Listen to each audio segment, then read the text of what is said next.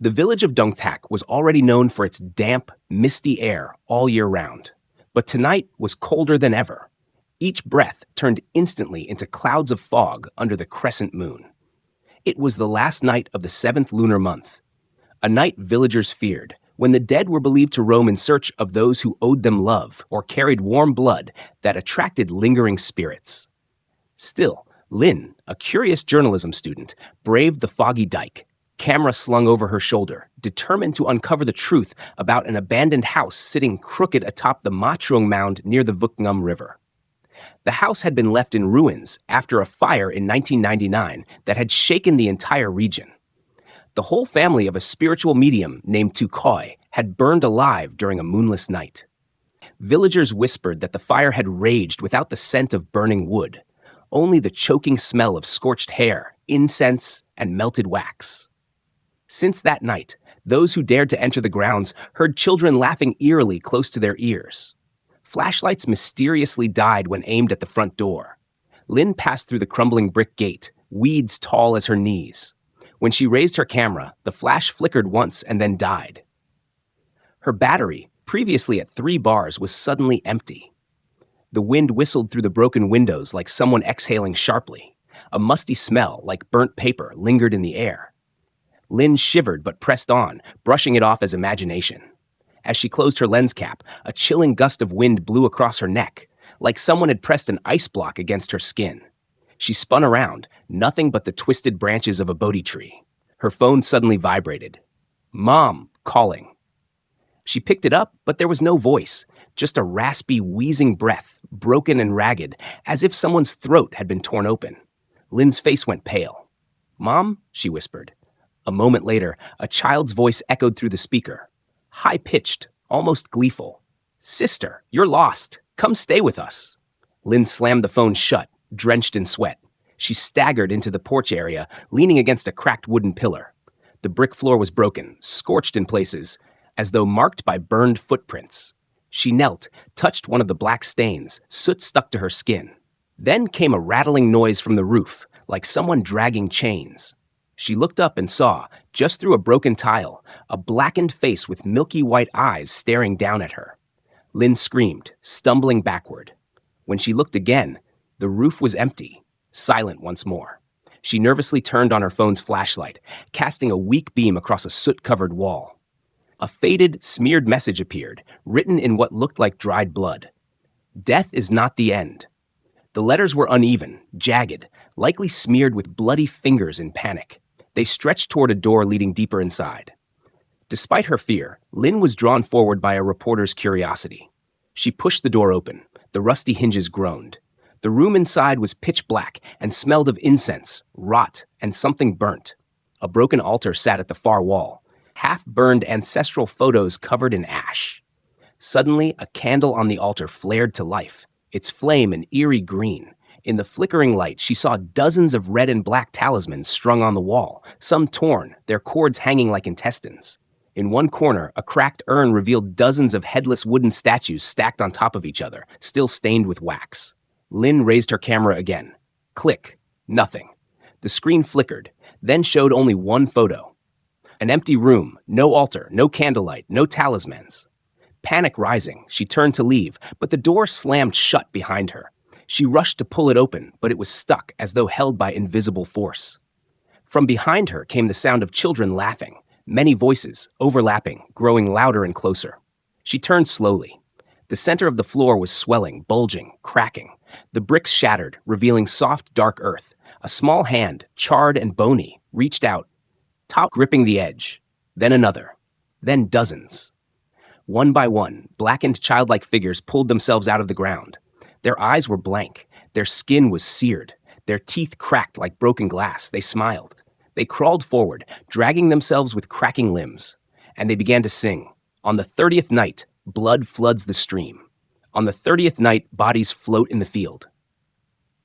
Lynn backed up until her spine hit the wall. The talismans on the wall fluttered down, wrapping around her legs like red silk. Above her, a clanking sound. Chains again. A tall figure dropped from the ceiling. It wore a charred priest's robe, gray, brittle with ash, but had no head. From the neck, black smoke billowed. It held a cracked bronze mirror inscribed with ancient Chinese characters. The mirror reflected a gray light, then shone directly onto Lynn's face. Her skin burned instantly. In the mirror, she saw herself engulfed in flames, hair ablaze, flesh bubbling. The pain wasn't just in the vision. Her face truly burned. Her skin sizzled. She screamed, eyes squeezed shut, and then nothing. Lynn awoke lying on wet ground inside a makeshift shelter beside the village cemetery. It was nearly dawn. Outside, she heard low murmurs and smelled thick incense. The village headmen stood nearby. They said they'd found her by the riverbank the night before, running wildly, laughing, screaming, clutching red talismans. They had pulled her away just in time. She had fainted. She reached for her camera. It was still in her bag. Her heart pounded as she opened the photo folder. One picture. Just one. A black background, her face burning, screaming. Behind her, dozens of ash-covered children smiling widely. Across the top, in faded red script, "Next full moon, the blood debt must be paid." Lynn begged to leave. The headman only shook his head and spoke softly. That river swallowed the Tu Koi family. The old man used blood spells, sacrificed children to make talisman dolls. The kids rebelled and burned him alive. The hatred still lingers. Anyone who enters that house never leaves alone. They gave her a bag of roasted rice, instructing her to scatter it along the road back to town to confuse any spirits. She took a motorbike taxi, dropping handfuls of rice along the dirt path. But at the old iron bridge, her rice ran out. The motorbike sputtered and died. The driver got off to check. Lynn turned around instinctively. In the river below, the water was still, mirror-like. The reflection of the pale daylight moon shimmered. So did her own reflection. And behind her, reflected in the river, were dozens of small, charred children crawling toward her across the surface of the water, not making a sound. Lynn opened her mouth to scream, but all that answered was a lullaby. On the 30th night, blood floods the stream. Title: The Ancient Stone Vault, a 100-Year Curse. I came to Fuki Village at the invitation of an old friend, Hung, now the head of a folklore archaeology team. He said that beneath the crumbling foundation of an ancient temple was a stone vault no one had dared to explore.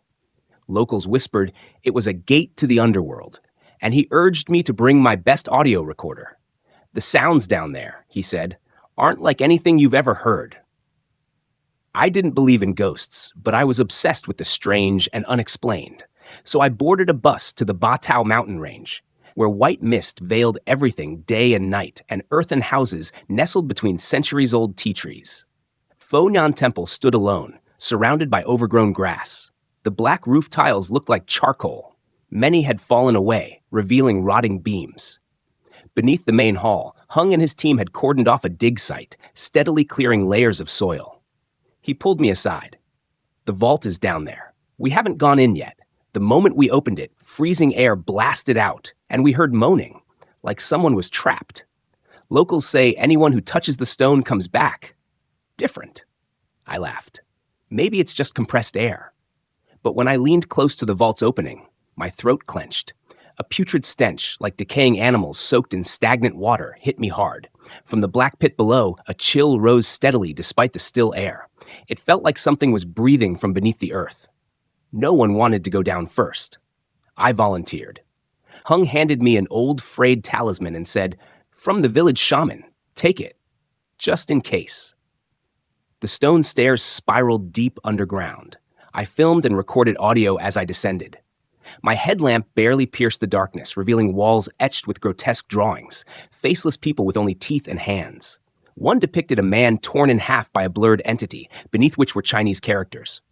"The underworld calls by name. Vengeful souls cannot rest." At the bottom, I entered a wide chamber. The floor bore a carved circular symbol. In the center lay a black stone slab, smooth as glass, coated in thick dust, yet still gleaming with a crimson sheen. The air was heavy, thick like molasses. I knelt and placed my hand on the slab. Cold. Bone-chilling cold. Suddenly, from under the stone, something tapped. Knock. Knock, knock. I leapt back. My headlamp flickered and died, plunging everything into pitch-black silence. Then, right by my ear, a voice whispered, "Why have you come here?"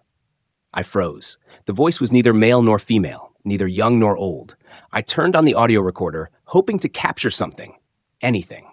The whispering continued, circling me, shifting in tone and direction. It sounded like someone was crawling just behind my back. Then, an icy hand brushed the nape of my neck. My legs gave out. I tried to crawl back to the stairs, but the way up had vanished. The steps seemed to collapse into the walls. I called out, but only my own echo replied, "Why? Come, come, come." Terrified, I turned back to the slab. It had cracked. Black smoke poured from the fissures, twisting violently, forming a humanoid shape, tall, towering, featureless, except for an enormous, gaping mouth lined with teeth that reached its waist. Its arms were unnaturally long, white as bone, stretching to the chamber walls. It didn't walk. It glided, and I couldn't move. Something held my legs down. The being hissed, "So many years, and now someone calls my name again." I screamed, yanked the talisman from my pocket, and threw it at the figure. A blinding flash burst out. The shadow shrieked like it was burning, then exploded into black mist and vanished. The stairs reappeared. I scrambled upward. My head struck the stone archway. Everything went black. I woke on the surface, lying in the grass. Hung and 2 others were hovering over me, panicked. They said I had disappeared for 2 hours, but I'd only been gone 10 minutes. I was shaking. I opened the audio recorder. Nothing but static. Except my voice. But I didn't remember saying, "You called me. I have come." It was my voice, but deeper, hoarse, as if someone were choking. I left the village that night. Since then, every night I've dreamed of the cracked slab, of a pale hand rising from the stone, of that same whisper, "You touched the gate. Now you are part of the curse." Sometimes I lose time. When I regain awareness, I find strange symbols carved into my arms, in dried blood. I don't know when I'll return to that stone vault, or if it's already coming for me. Title: Phi Lai Guesthouse. I never believed in ghosts, but sometimes, even in perfect sobriety, I still hear someone whispering my name from inside the mirror. It all began on a business trip last year, when I got lost along Highway 6 near Mok Chau. My motorbike broke down in the middle of a rainy afternoon. No phone signal, no rest stop in sight. I pushed the bike for nearly 2 hours until I came across a 2-story colonial French-style house tucked behind a grove of willow trees. A wooden sign hung at the gate read, "Phi Lai Guesthouse, rooms, meals, peace." I hesitated, but the pounding rain left me with no choice. I rang the bell. A woman in her 40s, dressed in a simple black blouse, with her hair neatly pinned back, opened the door. She didn't say a word, just nodded and gestured for me to follow. The lobby was silent. A faint aroma of incense drifted through the air. Cool, dry air enveloped the room like it was air-conditioned. Along the walls hung rows of black and white portraits, but oddly, none of the subjects looked directly at the camera. Every face was turned away, or only partially shown. I was led upstairs to a heavy wooden door. Inside, a basic setup, wooden bed, writing desk, and a tall mirror stretching from floor to ceiling directly facing the window. The woman finally spoke. "Dinner at 7. Don't go into the kitchen. Don't call anyone's name after midnight." I paused, but before I could ask anything, she had already walked away. Exhausted, I didn't think much of it. At 7 p.m., I came down to eat with 3 other guests, a curly-haired girl, an old man with a stern face, and a young man with a scholarly look. They nodded at me, but didn't say a word. We ate in silence. The food was hot and delicious. I casually offered, "Enjoy your meal."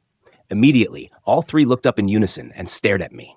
No reaction, no blink, just that empty gaze, like dolls. I quickly finished and excused myself.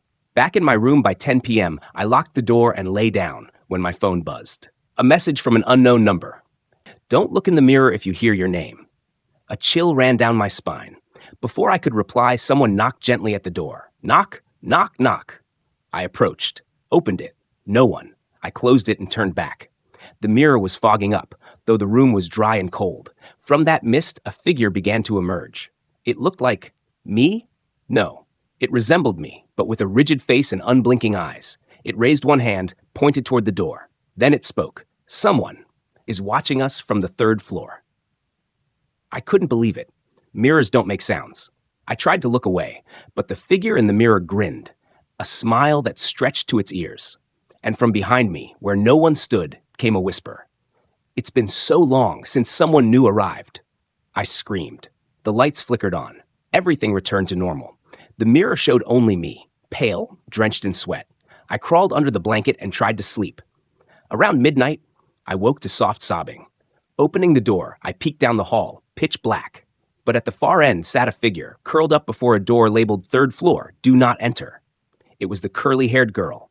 I called, "Hey, are you okay?" She vanished instantly. The hallway lights flashed on. I looked down. Beneath my feet was a blood-red handprint. 5 fingers dragging toward the mirror in my room. I rushed back inside. The mirror no longer reflected anything, only a black void. I grabbed a chair and hurled it at the glass. It cracked, but behind the crack wasn't the wall. It was another hallway. And behind that glass, dozens of faces, pressed against the mirror from the inside, smiling, no sound, just smiling. Then a woman's voice whispered by my ear, "If you want to leave, trade places with one of them." I stumbled backward. The door burst open. The landlady stood there, holding an oil lamp. "You heard it, didn't you?" she asked calmly. I nodded, stammering. She nodded back. "Not everyone can hear it. Only those who carry an open gate. You, unfortunately, are one of the few." I bolted down the stairs, but the guest house had changed. The staircase stretched endlessly downward. The portraits along the walls now turned their heads, all eyes fixed on me. And one blinked. I don't remember how I got out. When I came to, I was lying beside the road. My motorbike was standing upright. On my phone, there was only one audio file. We are the same. One day, you'll be the one behind the mirror. Since then, every time I walk past a mirror, I see myself blink. Title: Grandma Hi's Porcelain Vase. In my village, no one dares to step foot inside the old 3-room wooden house at the far end of Bunko Alley, where Grandma Hai Vang lived alone for over half a century. People said she never aged. From the time I was a child to when I entered university, she remained the same. White hair in a tight bun, skin wrinkled like parchment, but eyes sharp as razors. She didn't mingle, never went to the market, never attended funerals or weddings. Her house had 2 strange things: a stone basin in the yard that constantly dripped water even in the dry season, and a porcelain floor vase nearly as tall as a man, painted with golden dragons and storm clouds curling around it, standing alone in front of the altar. I once asked my mother, "What's with that vase?" She turned pale. "That's a cursed thing," she said. "Back in your great-grandparents' time, the villagers wanted to bury it. But Grandma Hai refused. She said anyone who touched it would open the dragon's mouth." I didn't understand. She just warned me, if you ever go in that house, don't look into the mouth of that vase. When I turned 24, Grandma Hai died. She died sitting up. Everyone in the village knew. Her lights stayed on for 2 nights straight. When a distant nephew came to visit, he found her sitting motionless in a bamboo chair, eyes wide open, lips tightly pressed, hands resting on her knees, stiff like a statue. The truly chilling part?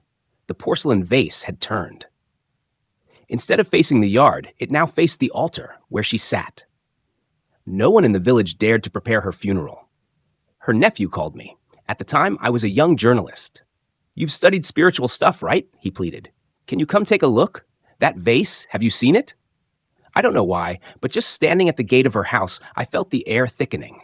No wind, no cicadas, not even barking dogs. Just the scent of burnt incense and something else, like wet soil mixed with old metal. The door creaked open. The wooden floor groaned under my feet. Grandma Hai still sat there. She didn't look dead. Her skin was dry and cracked like jackfruit rind, but her eyes still moist. I inched closer and noticed a thin razor-like cut along her neck. Blood had leaked, but not outward. It looked like it had soaked back into the skin. The vase exactly as Mom described. Now it faced inward, and I, stupidly curious, leaned down and looked into the mouth of the vase. There was no bottom. Inside was a pitch-black void. And I swear I heard something breathing. Not the wind. It was the breathing of something massive, lying deep beneath the ground. Harsh, labored. Each inhale blew hot air into my face, reeking of rot and iron. I staggered back. Grandma Hai smiled. Her lips slowly parted. Not a sound came out, but they moved. I could read them. "The dragon's mouth has opened." That night, I burned with fever. In my delirium, I dreamed of being dragged into a pit with no end. The walls were slick with carved dragons, dragons without eyes. Below me, hundreds of human heads were buried in mud, still twitching, moaning. I was pulled to the center. A giant mouth opened. Its teeth were shards of shattered porcelain, its tongue blood red, and a voice echoed inside my skull. Those who gaze into the dragon's vein must pay with their name. I woke gasping, my throat tight. A red bruise stretched across my forehead, like someone had painted it with blood. From that day on, I could no longer hear my name. I heard everyone else just fine, but when someone called me, even if they shouted into my face, it passed through me like wind. Doctors said I was fine. But I knew. I wasn't myself anymore. After the funeral, the porcelain vase cracked. A spiral fracture ran from the rim to the base, like a dragon's tail. The nephew wanted to throw it out. I stopped him, not because of superstition, because I was afraid. If someone broke it open, whatever was inside would no longer be contained. Now, every time I pass that old alley, I see children avoiding the house during their games. Weeds cover the steps, but the lights, they're still on at 3 a.m. And every time I look into a mirror, I see myself mouthing words I never spoke. The mirror makes no sound, but I hear, loud and clear from the other side of the glass. Your name now belongs to me.